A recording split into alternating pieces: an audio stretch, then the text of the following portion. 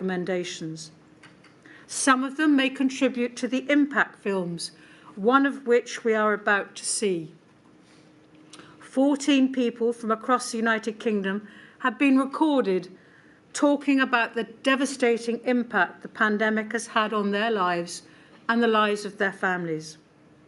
The film includes references to bereavement, to grief, to care homes, hospital wards, funerals, feelings of guilt, feelings of anger, loneliness and isolation, long COVID in adults, long COVID in children, mental health, physical disability, and to lockdown rule breaking.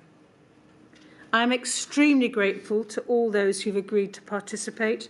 I know how difficult it must have been for them to recount their experiences on camera. As with the impact film we showed at the beginning of Module 1, this film too is extremely moving, and there will be those who will find it too distressing to watch. I will pause in a moment to allow those who are in the hearing room who wish to do so to leave for a few minutes. They will be taken to a part of the building where the film will not be shown. The film lasts just over 20 minutes. Those who are following online should press mute or pause the streaming if they do not wish to watch it. After the film has been played, we shall reassemble, and Mr. Keith, King's Counsel for the Inquiry, will begin his opening submissions. He will explain in far more detail than I have done what we should be examining in this module and what the issues are that I need to resolve with the help of Counsel to the Inquiry and, of course, all the core participants. So with those who would like to leave the hearing room or switch off the streaming online, please do so now.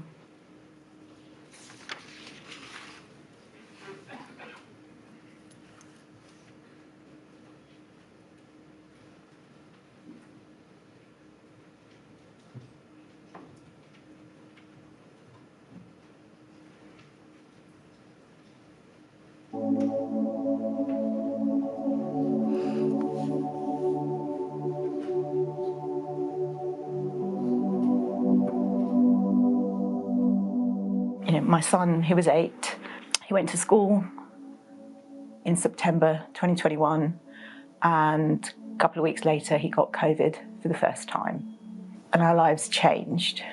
It started with just a bit of a cough, and after a few days we put 2 and 2 together and realised it was COVID. Our daughter also developed COVID. Little did we know at the time that it was actually the start of what is a continuing nightmare. My mum was in a care home, having been diagnosed with dementia. We had the lockdown, so I was unable to visit my mum. The care home was closed to visitors. My wife had been an Addison sufferer, and regularly she had to have hospital treatments. Then the dreaded day came where we had the phone call. She'd acquired it in hospital. She caught COVID in January 2021 during that lockdown. We never found out how she caught it. We were all so careful. So my mummy was a care home resident. My mum really relied on her family. I've been indoors for like 3 years. I just can't get it around my head to go out on my own anymore. It was my dad who I lost during COVID. I lost my lovely husband. I lost my father to COVID in April 2020. My father was 104 years old when he died of COVID. I lost my dad in the pandemic. He was on the younger side, I think. He was 63. My wonderful husband lost his life to this terrible virus on March the 1st, 2021. Well, now it's 2 years now for us, really, as a family. We have been isolating ourselves. We have been clinging together, trying to keep away from the world. But the effect on the family is devastating. Phone went. Can you come into the hospital? What time? He said, now. I said, what do you mean now? She's only got a few hours left. We sat by her side till 11:28 on the Saturday when she finally passed. I know that particular day, It's just a day that I'll never forget. We were told that my mum's care home was going into, a full lockdown. Window visits, for a long period of time is all what we were offered. We got a phone call from the care home to say that my mummy was being rushed to hospital. So my mummy had contracted COVID in the care home and passed away in January 2021. The home lockdown on the 12th of March, and we never saw him again. People were becoming ill, not necessarily with COVID because there was no testing at that point. He was given antibiotics for what they thought was a chest infection, but unfortunately he deteriorated over that weekend, and by the time the ambulance had arrived, my father had deteriorated even more. We got into a hospital, we got a call from the doctor to say that he had COVID. I've lost people to illness and I've lost people in sudden ways, and with Dad it felt like both at the same time. I knew he was ill, but it didn't feel real because you weren't doing the normal things you'd do if someone was ill. You weren't seeing them, you weren't talking to them. He went downhill very quickly, and I got a phone call from my brother at like 3 in the morning, and he said, come to the hospital. And it all came very real, and it was very clear, I think as soon as I arrived, that it wasn't going to be good news. I was like, they've called us for a reason. So I went up and got kitted in the full garb, and I sat with my dad for a bit, and I could see how bad he looked and how bad things were going. So then Dad passed, and we sat with him, and so we were really lucky to have those moments. I had a call to say that my mum had a bit of a cough. I didn't know it was COVID until after my mum had died. But this loss of my mum in those circumstances was like nothing I have ever experienced. The guilt that I live with daily, because she was in a care home and because she should have been with me. There's been no closure. It's like she's still there. He was taken in an ambulance and spent 18 days in hospital. I got to see him the day before he passed for 10 minutes. It was quite harrowing, but I'm glad I did, as a lot of people didn't get to do that, so I was one of the lucky ones. Sadly, he passed away the next day. The doctor said that the prognosis wasn't good, that he might not survive the night, and did I want to be called if anything happened. Later that morning, the consultant rang me and said that he'd deteriorated and they were allowing one family member to make an end-of-life visit. I got to the hospital. I stayed in the room with him for some time, and then the nurse suggested I come out for a break and said, you can go back later. He was looking at me, and I kind of said to him, I'm sorry, I've got to go. And he pulled the covers back and I said, well, I'd better get ready then, and started to get out of bed. And I'd say to him, you've got to stay, I've got to go. One night at the end of January, she collapsed and she lay on the floor all night on her own. And it was only when she came around in the morning and called for help that somebody came. And she tested positive when she was admitted to hospital. Just at the point where we were starting to think that she would be turning a corner any day, she had a stroke. And we knew at that point that she couldn't survive it. But it happened so quickly. And we were lucky because we got to see her, and I have no idea if she knew we were there. I was sitting there holding her hand, listening to her panting like she was running a marathon, and that was how she was breathing constantly. It's no wonder that she couldn't survive it. Nobody would have been able to survive that. We were not expecting it to be so sudden. I've lost my husband, the children have lost their grandfather and their father and grandfather, and it's terribly, terribly sad. It's probably a bereavement like no other, because people have not come across this before. I came out of isolation I thought the worst was behind us, and about 5 or 6 weeks later, I developed what we now know as long COVID. As time went on, we had multiple 999 admissions, had to call the paramedics for breathing issues, mostly heart palpitations. Collapses. Yeah, passing out, blacking out. Our daughter was unable to even stand for a long time. And that was really scary because I was so ill.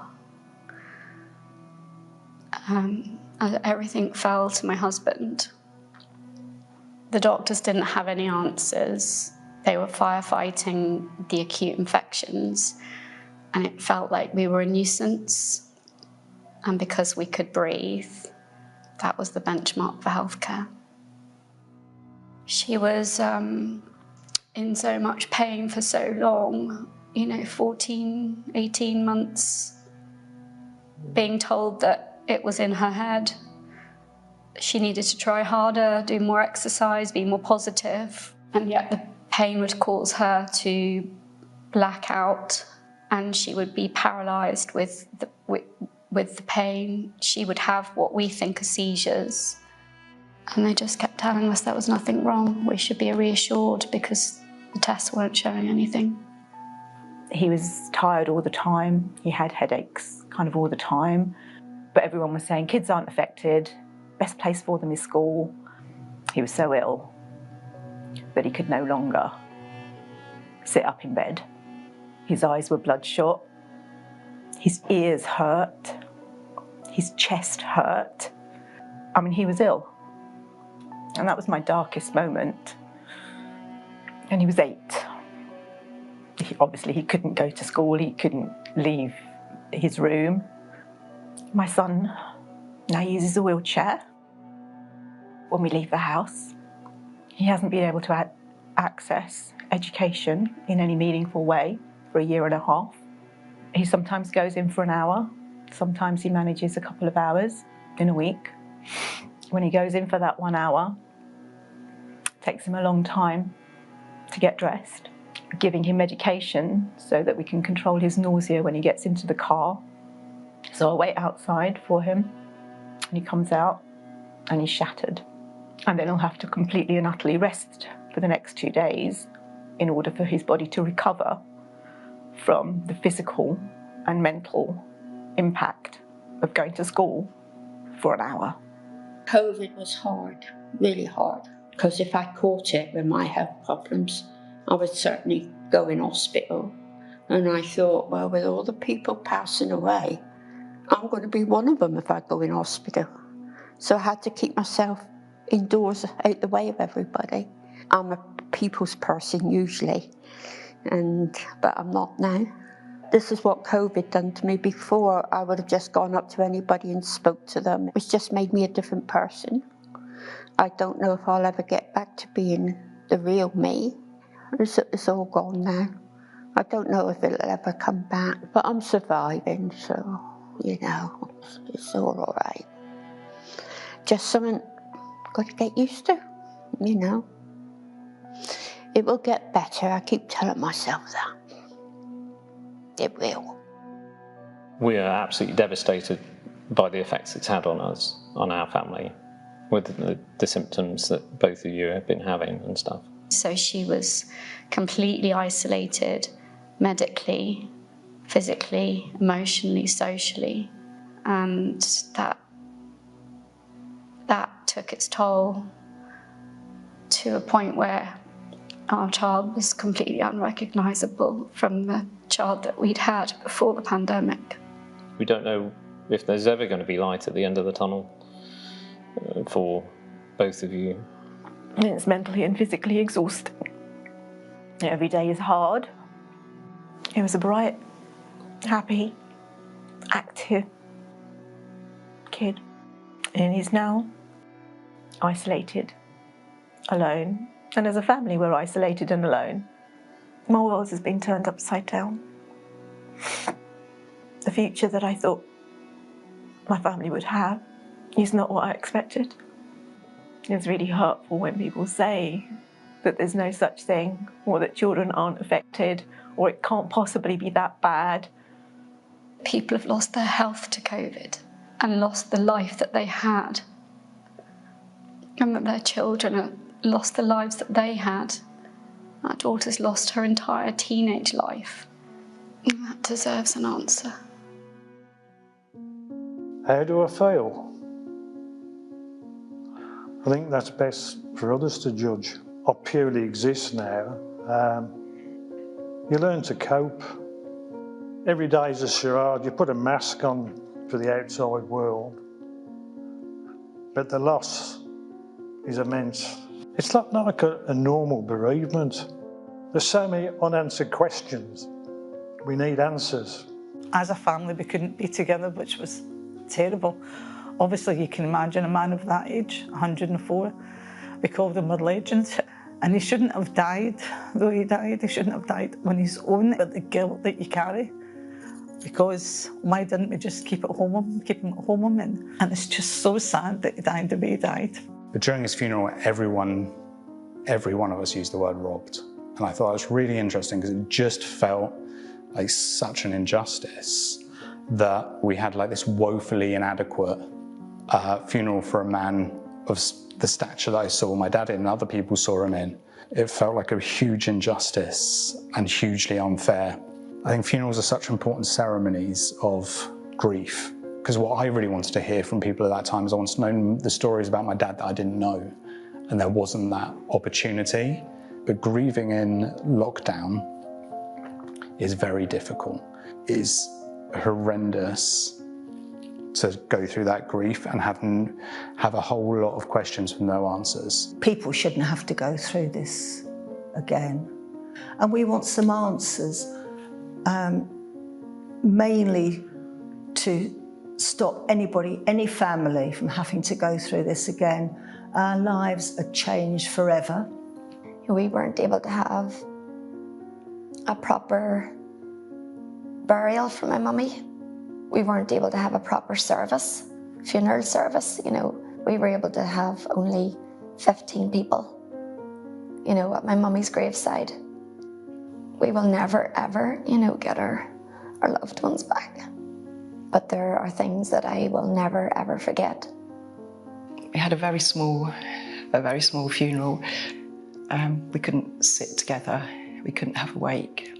So I really wanted this end of life to be dignified and with lots of family and lots of friends, but obviously that wasn't going to happen.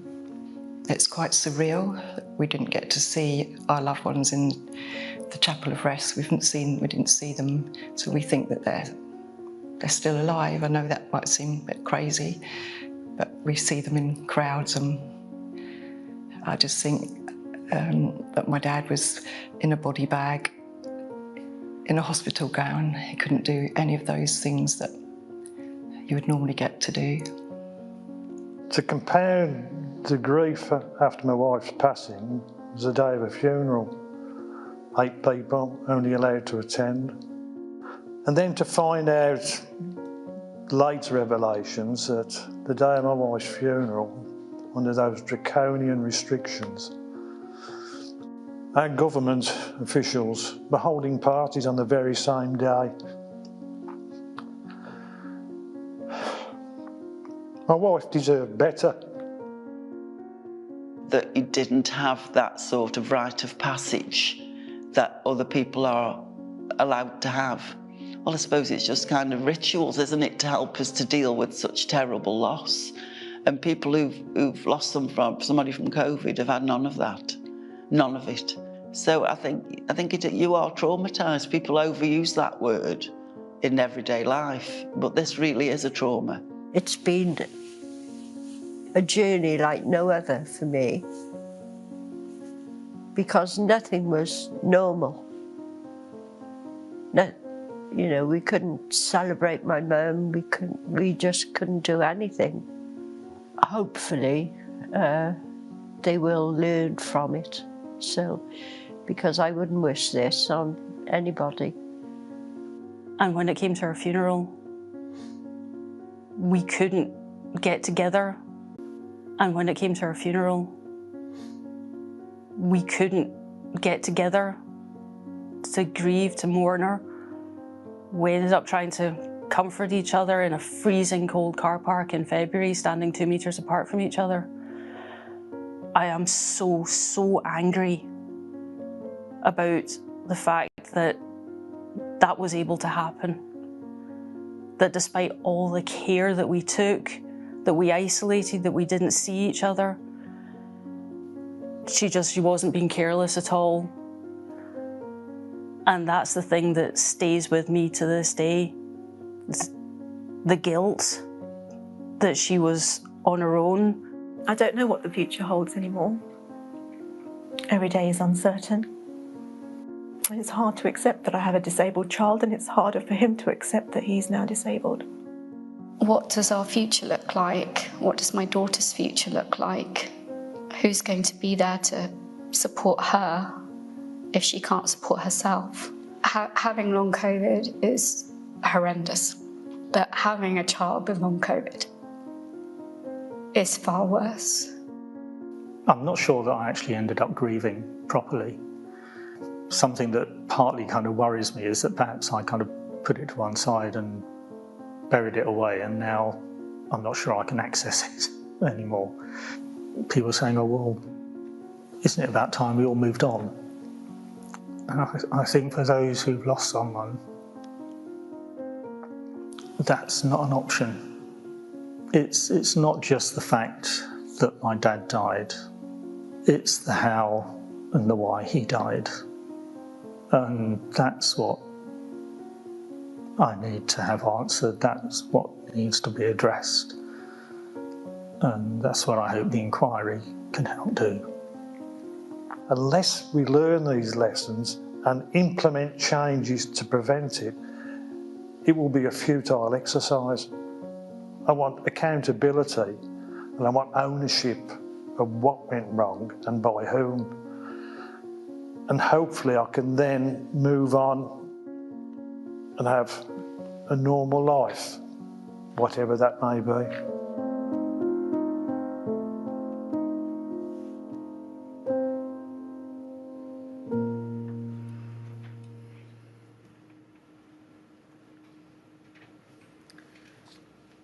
We shall now reassemble to hear Mr. Keith's opening submissions.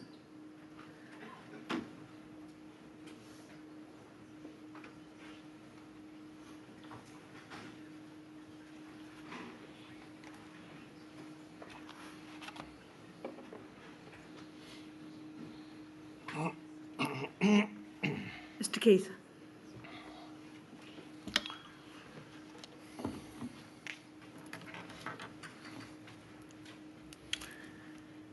Lady, we turn today to the inquiry's consideration of how the highest levels of government, senior ministers, civil servants, advisors and scientists, responded strategically to the crisis that enveloped the nation. In Module 1, the inquiry considered the state of the United Kingdom's emergency preparedness, response and resilience structures at the time just before SARS-CoV-2 commences deadly work.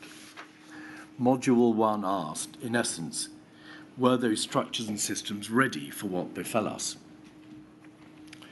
The prior question of whether the right groundwork had been laid and the extent to which the civil contingencies framework anticipated a pandemic of this nature was a necessary one, because it provided the vital context for the decisions that the government had to make as the pandemic began to unfold.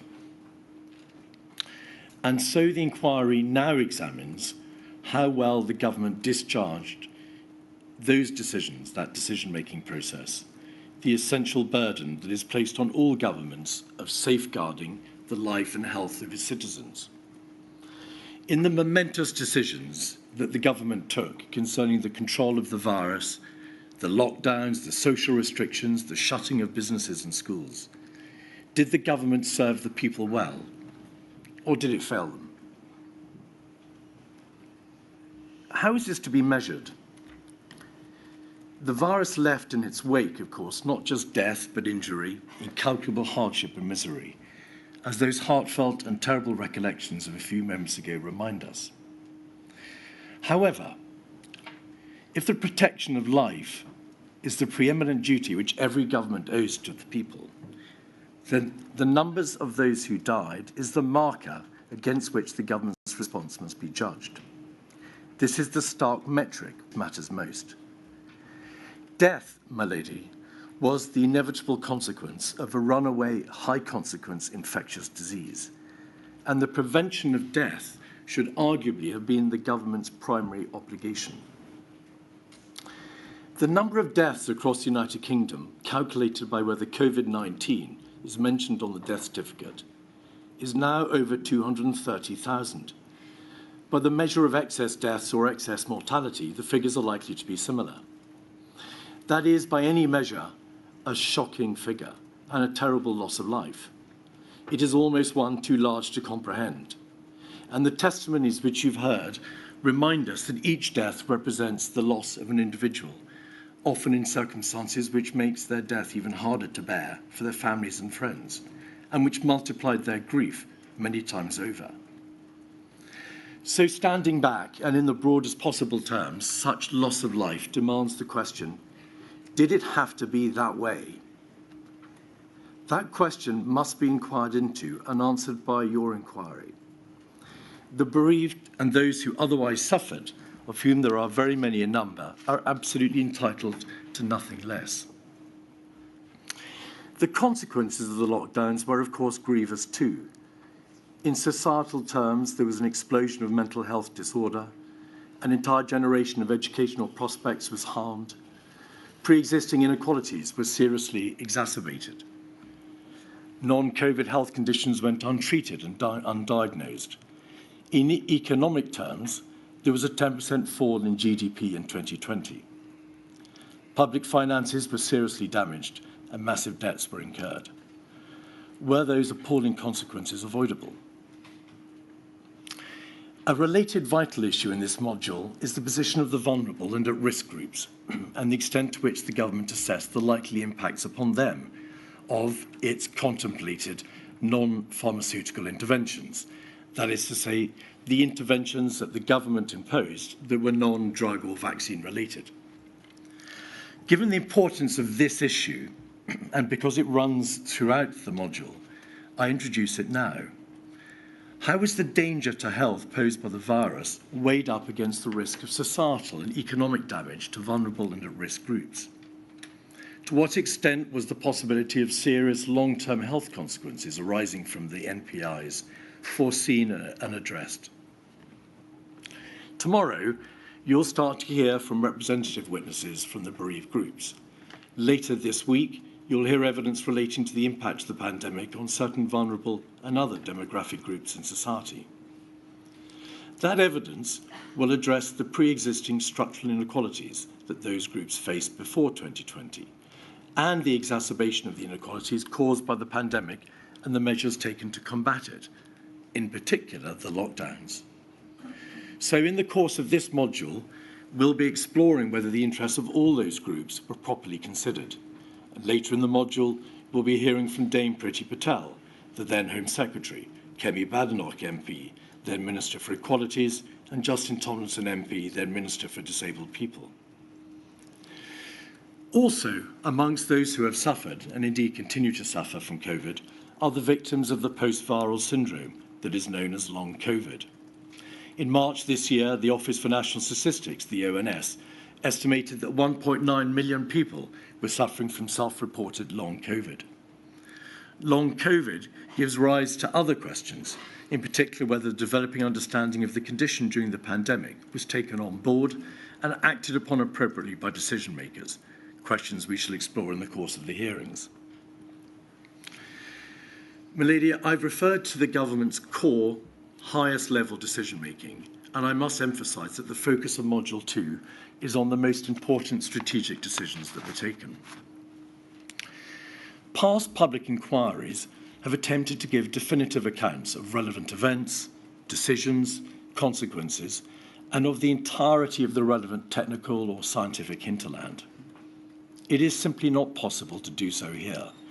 No inquiry, however large, however long, could possibly inquire into all aspects of the government's decision-making on COVID, because, of course, the pandemic and the government's response impacted on virtually every area of public and private life. It would be an impossibly complex task. You have instead determined that the module will focus on those aspects of the central government's core response, in essence, the Westminster decision-making, that had the potential for the widest effect, had the greatest impact, and which caused the most public concern. Modules 2A, B and C will look at the analogous position in Scotland, Wales and Northern Ireland. So this inquiry will inquire into, probe and challenge those core decisions to see if they were made on the best information, after proper consideration, as part of a well-ordered process and without undue delay or unnecessary prevarication. There will also necessarily be a greater concentration on the events of January to March 2020, because to some extent, the events of those extraordinary days and the government's response charted the course of what was to come. The virus became established, and this inalienable fact dictated all that followed. In responding to the virus by way of the imposition of the lockdown in late March, the government took the profound step of essentially shutting down society, and it set in motion a host of other consequences, the effects of which are still being felt today. An essential part of the inquiry's work is therefore to understand whether the proper strategic objectives were identified. Why were the major strategic decisions taken as they were? Did the systems for reaching them work? How can we improve the crisis response machinery? It is absolutely essential to know before we have to face the next national crisis. This module is therefore no less than a rigorous examination of how strategically the Prime Minister, Number 10, the Cabinet, senior ministers and their scientific and political advisers grappled with the crisis. And so to this end, the module will be hearing from a range of scientists and academics, both from within the many government committees that were constituted to give the government advice and from outside.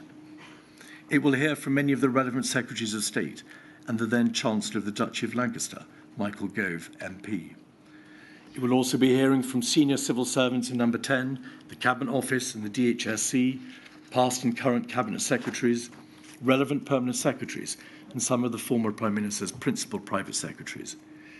We will hear from his Chief of Staff, his Director of Communications, and certain of his special political and other advisers. Lastly, we'll be hearing from the then Prime Minister, Boris Johnson, himself, and the current Prime Minister, Rishi Sunak, MP. It is, of course, impossible to call every witness who can give evidence relating to the core high-level decision-making. Your inquiry has neither the time nor the resource for this, and the general public would not wish it to be so. I emphasise the focus on the core decision-making because it is that decision-making that affected the whole country. The more detailed scrutiny of the NHS response, the care sector, shielding, vaccines, PPE, procurement, test and trace, financial business support, children education, and many other areas are for later modules, and you've referred to them already in your opening this morning. So with that introduction, may I now introduce the stark reality of the pandemic. Could we have, please, 283367 on the screen? This chart, entitled Daily Deaths with COVID-19 on the Death Certificate by Date of Death, shows the number of deaths where COVID-19 was mentioned on the death certificate for the whole of the United Kingdom. We can see from that chart that the peak of the first wave was the 8th of April, with 1,461 deaths occurring on that day. The peak of the second wave was the 19th of January, with 1,490 deaths. Similar waves occurred from late 2021 onwards, the highest peaking on the 15th of January 2022, with 260 deaths.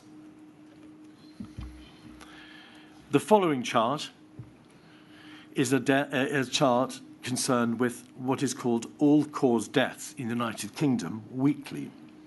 This chart, taken in fact from public media, and we're grateful to the organisation in question for its production, shows all the deaths that occurred in the United Kingdom, not just those caused by COVID, but all the deaths reported by all the official statistical agencies.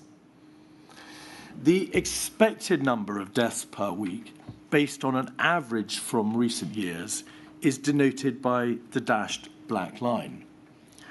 The red shaded area shows the actual number of deaths above, therefore, what was expected. The grey shading under the dashed line shows actual deaths at or below expected levels. But obviously, in those places and at those times where we can see the red shading, the deaths were above those grey expected levels. The sharp dips are due to fewer deaths being reported on bank holidays rather than a real decline, or on one occasion because there was a recalibration or calculation of the chart.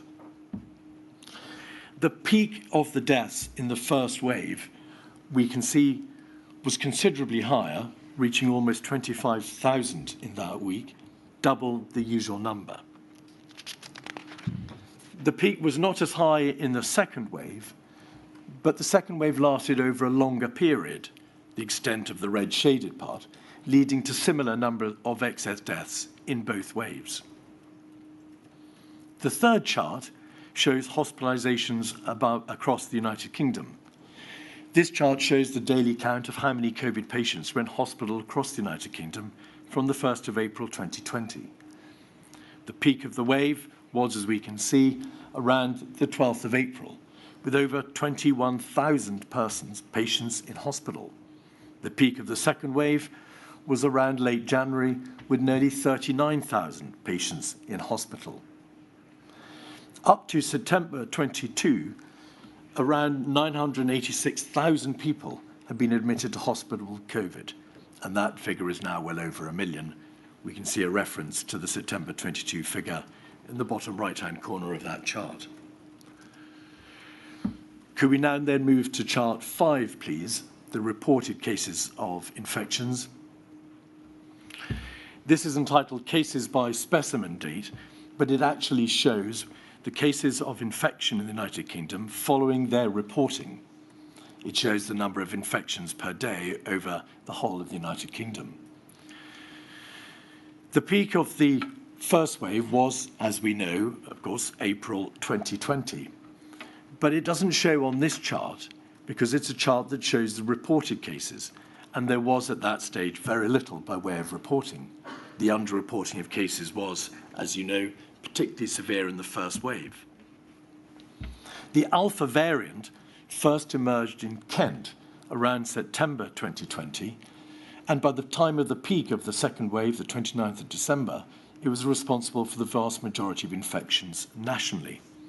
We can see, by way of reported cases, I emphasise, the numbers going up in October 2020 and peaking in January 2021. The next wave, primarily of the Delta variant, peaked on the 15th of July with around 62,000 confirmed cases. And then, and by this time, of course, the degree of reporting had become a great deal better, the huge Omicron wave, which peaked in January 2022 with over 275,000 confirmed cases. The next chart, chart 6, is the ONS infection survey. It shows the results of a survey carried out by the Office of National Statistics for England, Wales, Scotland and Northern Ireland. And it gives a more accurate estimate of the true proportion of the population who were infected with the virus at any one time, because it works on the basis of a representative sample being taken across the United Kingdom and then extrapolated into these figures. It also identifies patients or persons who had no symptoms, and they, of course, account for a very large minority of the persons, overall number of persons who were infected. It didn't, in fact, start reporting data until after the first wave was over, and that is why you will see very little by way of figures estimated percentage in the first few months up to September 2020. But antibody surveillance, that is to say testing of the presence of antibodies in blood, shows that approximately 6% of the population had been infected by July 2020, 10-fold higher than the reported positive tests. The arrows in the bottom left-hand corner of the chart show when results first became available. In blue for England, green in Wales, Wales in July, Northern Ireland in September, the red arrow, and Scotland in October, indicated by the yellow arrow. Despite what we saw in the previous graph, at the peak of the second wave, there were probably over 1 million people, therefore, infected across the United Kingdom. And at the peak of the Omicron wave in 2022, there were perhaps as many as 5 million people infected, a very large percentage of the overall population. The final chart, milady, chart 7, shows a comparison of official excess death statistics from a handful of other countries. We've selected them for illustrative purposes, and this isn't intended to be a comprehensive ranking. There are obviously many more countries in the world than are demonstrated on this chart.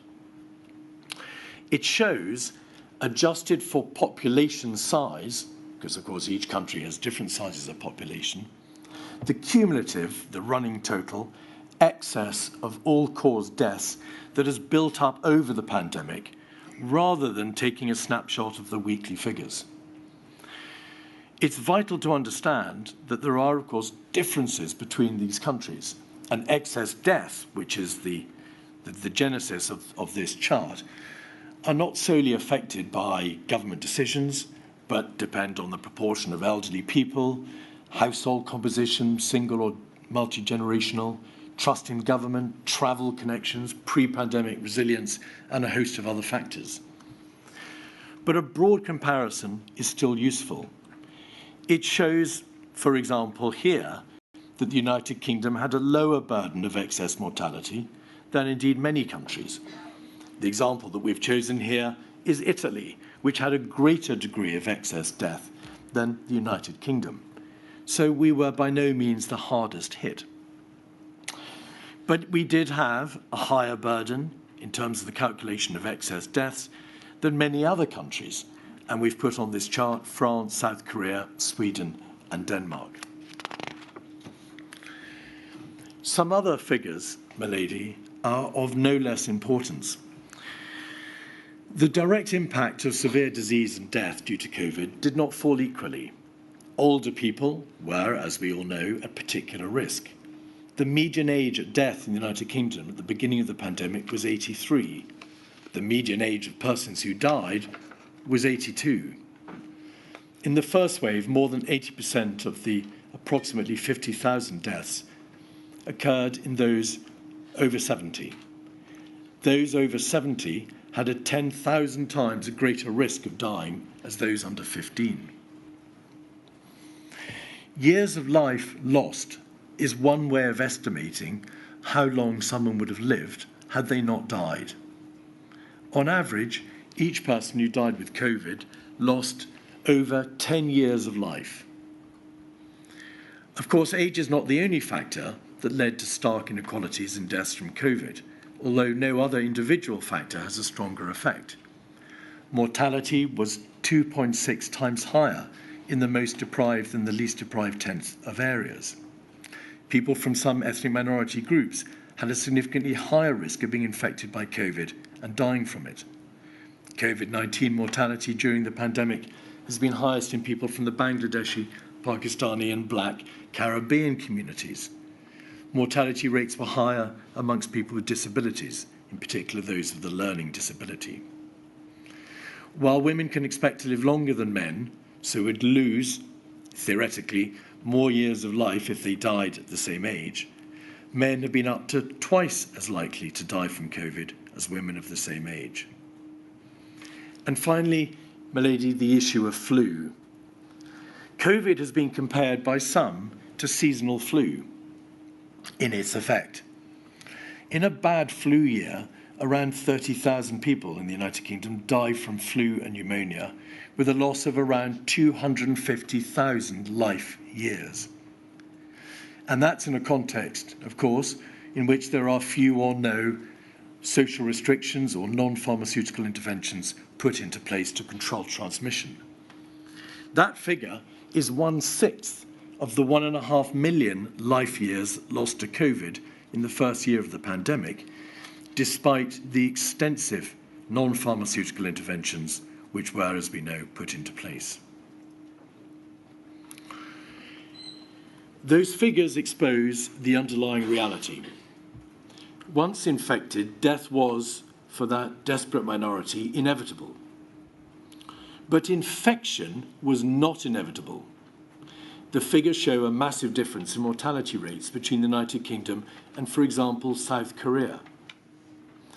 The overarching question for you in this module will be whether the massive casualties of the first and second waves were the direct result of a plain and obvious failure to put in place proper infection control across the country.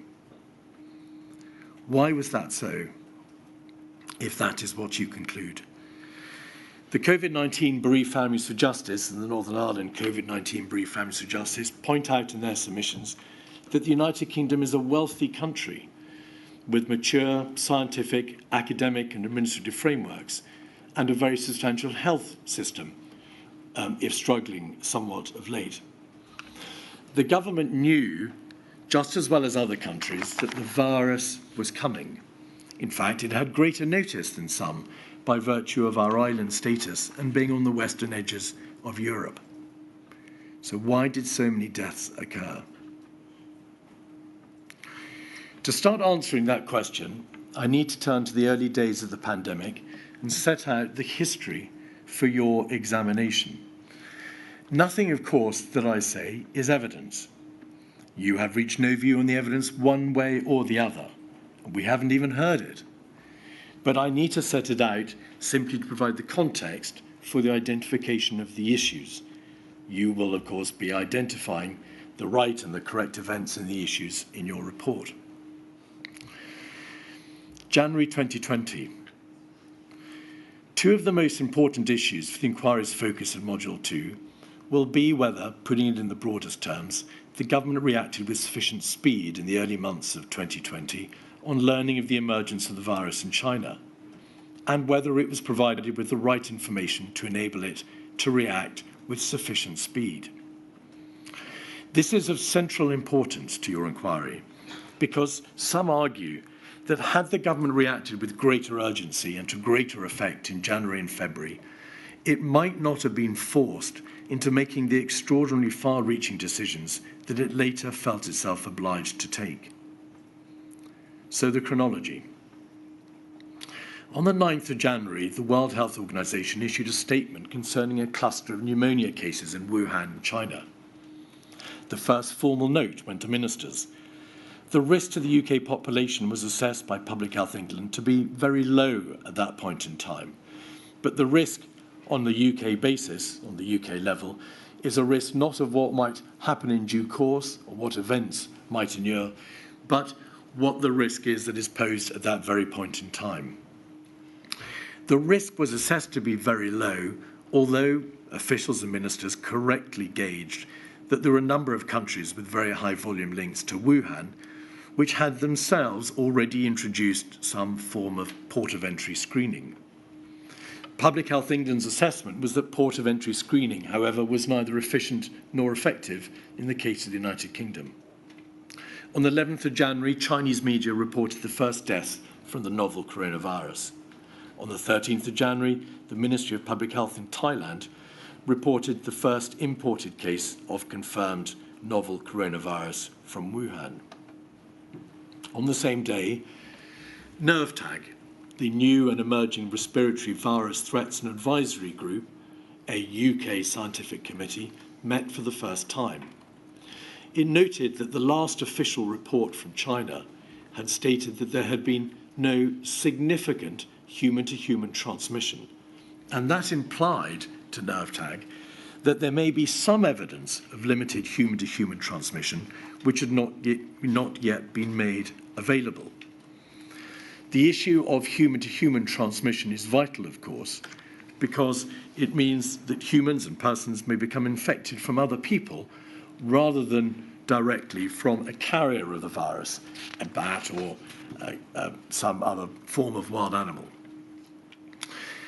As for port of entry screening, NervTag said, the body of scientific evidence from previous experiences indicates that port of entry screening, whilst not having zero effect, has very low efficacy, and the benefit is very unlikely to outweigh the substantial effort, cost and disruption.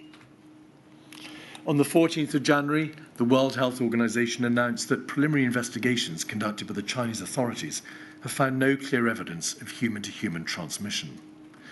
On the 16th and 20th of January, cases were reported in Japan and the Republic of Korea. On the 16th of January, the novel coronavirus was classified as a high-consequence infectious disease, requiring in the United Kingdom barrier care, steps to be taken to protect health workers from infection from patients, and the use of specialist units.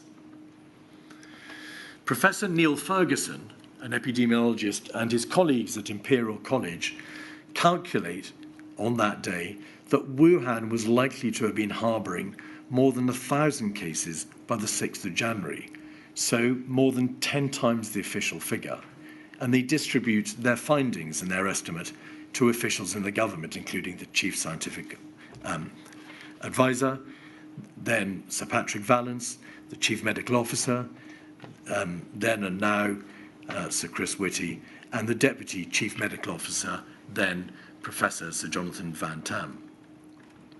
On the 19th of January, the World Health Organization Western Pacific Regional Office tweeted that according to its latest information, there was now evidence of some limited human-to-human transmission. By the 20th of January, 282 confirmed cases had been reported from 4 countries, including China. Officials, in particular the CMO, the Chief Medical Officer, the DCMO, the Deputy Chief Medical Officer, and the CSA, the Chief Scientific Advisor, become increasingly concerned about the risk. They speak to Public Health England, and Public Health England agree that risk assessment requires revisiting.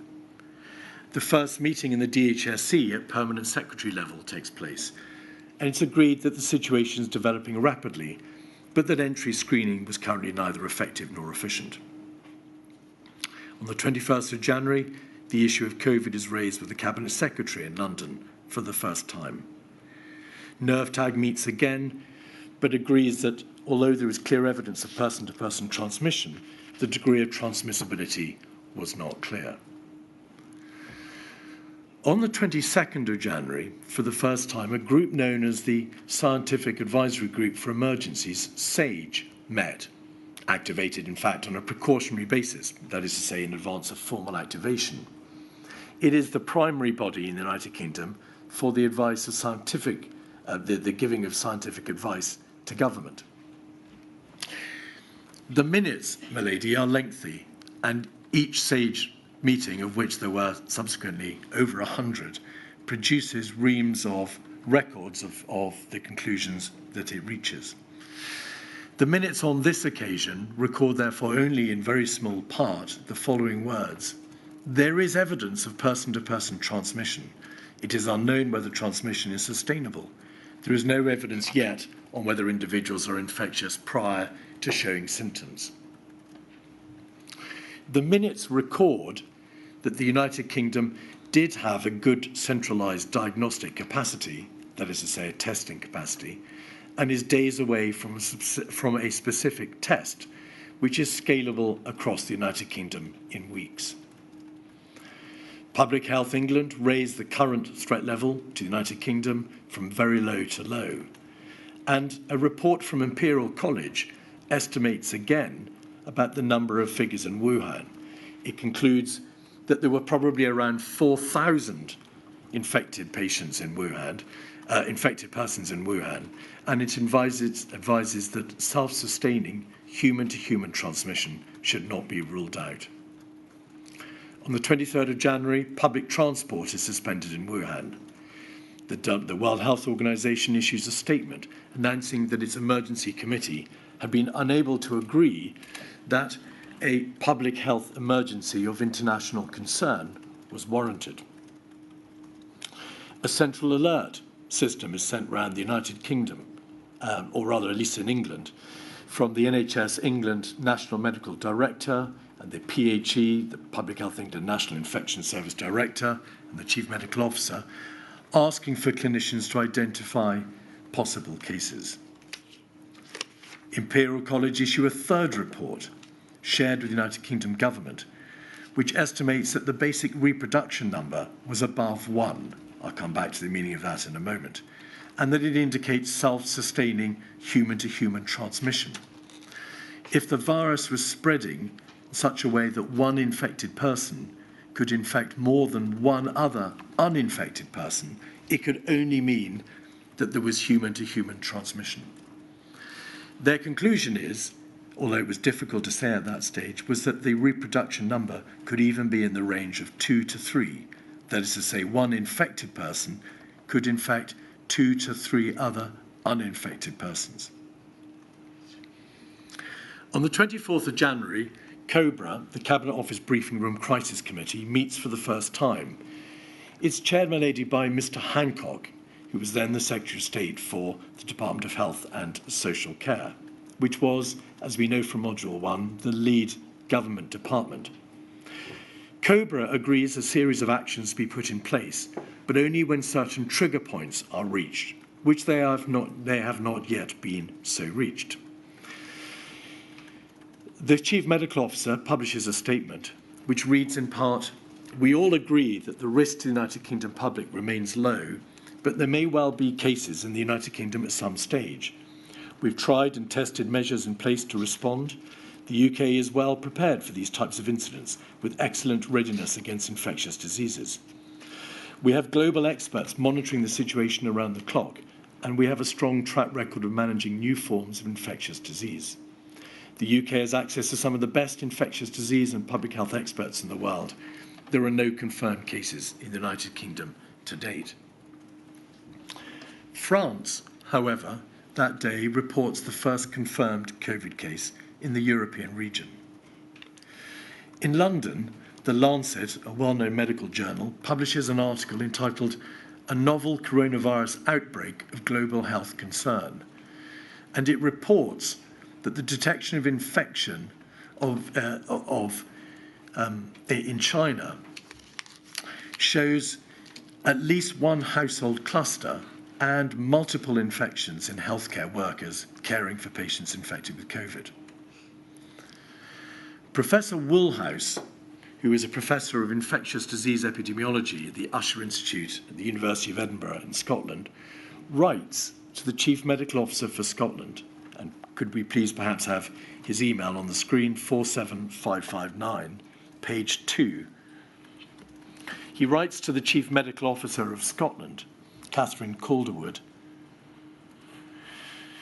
I apologise, yes, it's all on this first page. If you could just scroll in, please, to the middle of the page and the start of the sentence, if you were to put those numbers, thank you, if you were to put those numbers into an epidemiological model for Scotland and many other countries, you would likely predict that over about a year, at least half the population will become infected.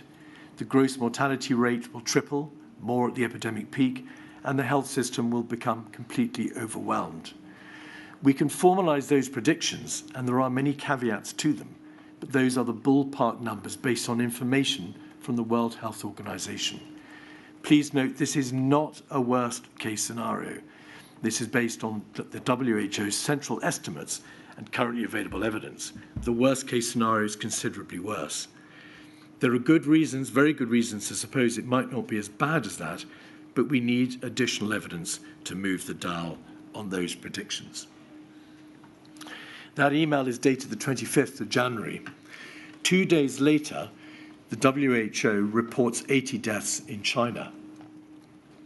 On the 28th of January, SAGE meets again, and it's informed that 50% of new cases in China are now occurring outside Wuhan. It is given evidence that there is a specific test ready for the United Kingdom, and that it should be ready by the end of that week, with the capacity to run 400 to 500 tests per day. The Chief Medical Officer emails a health special advisor in number 10, copying in the Chief Scientific Advisor and others to inform him of the possible scenarios. On the 29th of January, there is a further article, this time in the New England Journal of Medicine. It publishes an article from a field epidemiology investigation team in China. But the heart of the article provides their estimate that based on their research of the first 425 cases, the basic reproductive number is 2.2. And it states in clear terms that there is evidence that human-to-human transmission has occurred amongst close contacts since the middle of December. On the 30th of January, the World Health Organization declares a public health emergency of international concern, the declaration that it had declined to do a week or so before. A level 4 national incident is declared in England, and the UK current risk level is raised from low to moderate. The paperwork that we've seen, however, my lady, shows that at the time that the risk level is raised, the reasonable worst case scenario, the genesis, the font of the planning that was done pre-pandemic, was still judged by officials in the Civil Contingency Secretariat to have only a 10% probability of occurring. On this day, the 30th of January, the first case in the United Kingdom was confirmed. It was a 23-year-old Chinese student who travelled back to York from their family home in the Hubei region of China. On the 31st of January, the novel coronavirus is discussed in Cabinet, and the briefing for the Prime Minister, which sets out in advance of the meeting information for his use and also possible conclusions that may be drawn from it, advises that preparations should begin to prepare for that reasonable worst-case scenario. Could we have, please, 56142? This is an extract from Cabinet minutes, hence the words official sensitive at the top. Item 3 was the coronavirus item, and the summary, I said minutes, I apologise, this is an extract from document prepared for the meeting. The document provides introductory points for the Prime Minister in relation to coronavirus so that he can update Cabinet on the government's understanding of the outbreak and how it may progress. And you can see there's a reference to the information that it's a new and rapidly evolving situation. COBRA had been chaired. The reasonable worst-case scenario should have begun to be prepared for. The Chief Medical Officer agreed with support from his colleagues the risk assessment should be changed from low to moderate, and that note is taken of the World Health Organization declaration of a public health emergency of international concern. And the debate then changes to a debate over the repatriation of UK nationals from Hubei province. That same day, my lady, the Chief Medical Officer publicly confirmed that 2 patients in the United Kingdom, members of the same family, had tested positive. It was also Brexit Day. There was, of course, an obvious need to understand and quantify the nature of the risk posed by the new virus. The range of the severity of the symptoms, the case fatality rates, that is to say, the proportion of confirmed cases which would lead to death, let alone the infection fatality rates, the proportion of infected cases, infected persons that would lead to death, were not at all clear. It's a matter for you, and it will be a matter for you at the conclusion of all the evidence. But it may seem that by the end of January, it was clear that a fatal respiratory disease was inevitably spreading across the world. Transmitted person to person, possibly asymptomatically, the clinical consequences of that virus included, without any doubt, organ failure and death. There was, and there didn't remain for some time, any antiviral drug to alleviate the disease, and there was, of course, no vaccine. The only possibility of escape for other countries was if China managed to contain the virus and the outbreak. But since it was estimated that over 4 million people had left Wuhan between January the 11th and the start of the travel ban on Wuhan on the 23rd of January, and because China had not closed its borders, although it did introduce screening procedures, such an outcome must have appeared, you may think, unlikely. So a number of questions arise immediately. Was the fact that the virus would spread to the United Kingdom and start its insidious work properly appreciated in government? Were the consequences of the likely lack of any control adequately understood? Was there perhaps an undue degree of caution? As for testing, to what extent was it suspected that any new diagnostic testing process that was forthcoming would be inadequate to control an outbreak once it had spread beyond the initial 20 or 30 cases?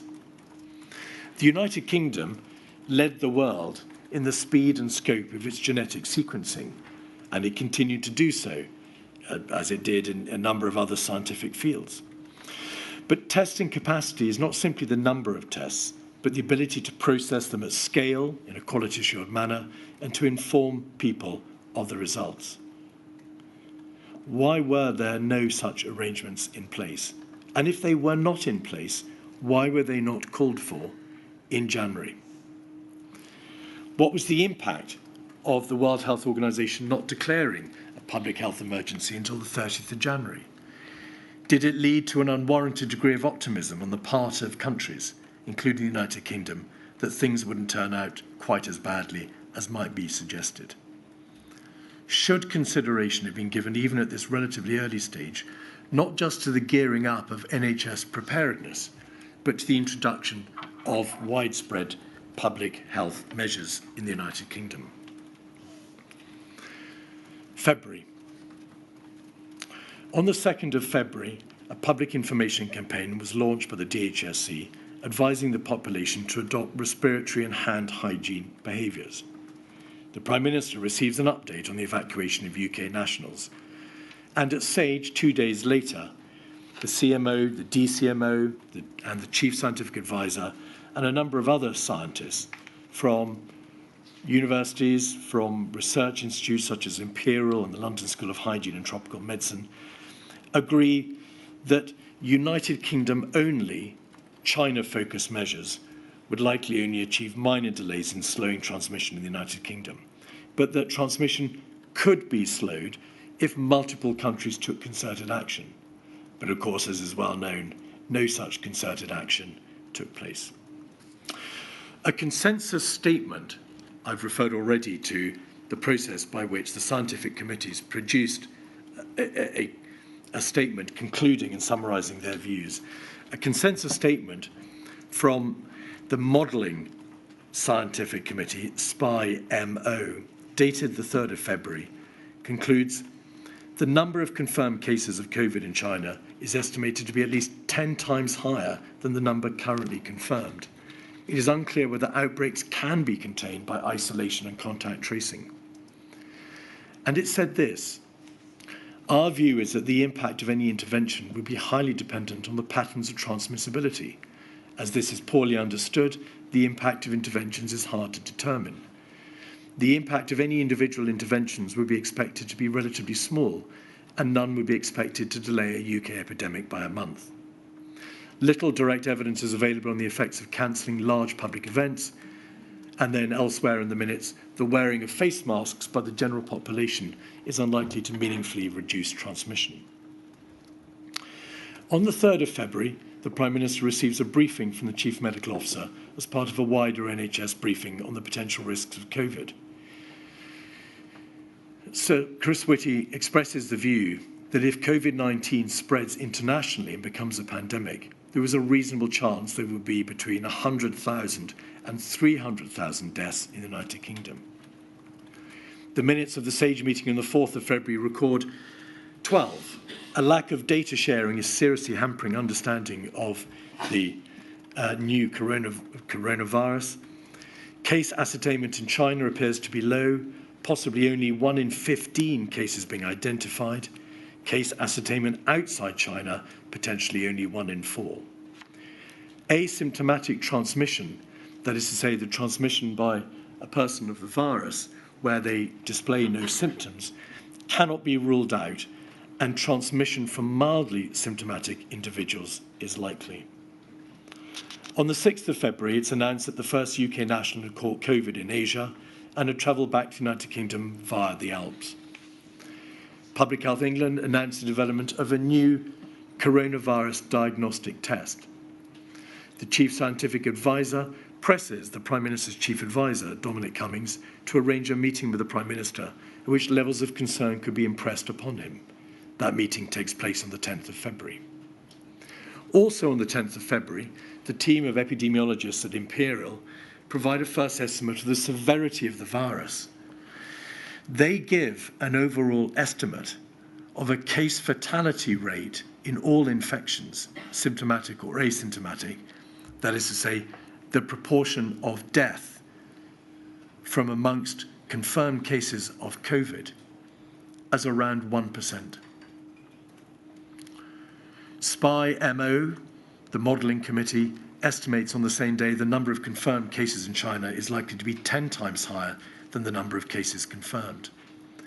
The minutes say this: it is a realistic probability that outbreaks outside China cannot be contained by isolation and contact tracing. If a high proportion of asymptomatic cases are infectious, then containment is unlikely via these policies. It is a realistic probability that there is already sustained transmission in the United Kingdom, or that it will become established in the coming weeks. On the 13th of February, the 7th meeting of SAGE takes place. It debates in the context of a discussion of how to delay the peak of the epidemic, as opposed to trying to suppress its spread entirely, the impact of mass school closures, restricting mass gatherings, and mask wearing.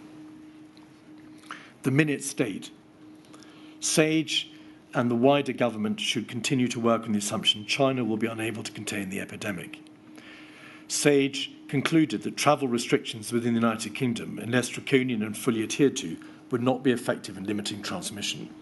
They would also be ineffective if COVID-19 cases were already established in the United Kingdom. There is no current evidence to suggest prevention of mass gatherings is effective in limiting transmission.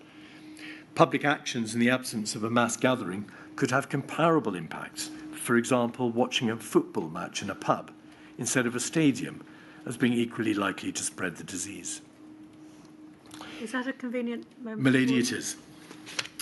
Just so everybody understands, because we have so much to get through today and tomorrow, well, throughout this module, the plan will be is to break now for 15 minutes, return at 12, and then go through to 1:15.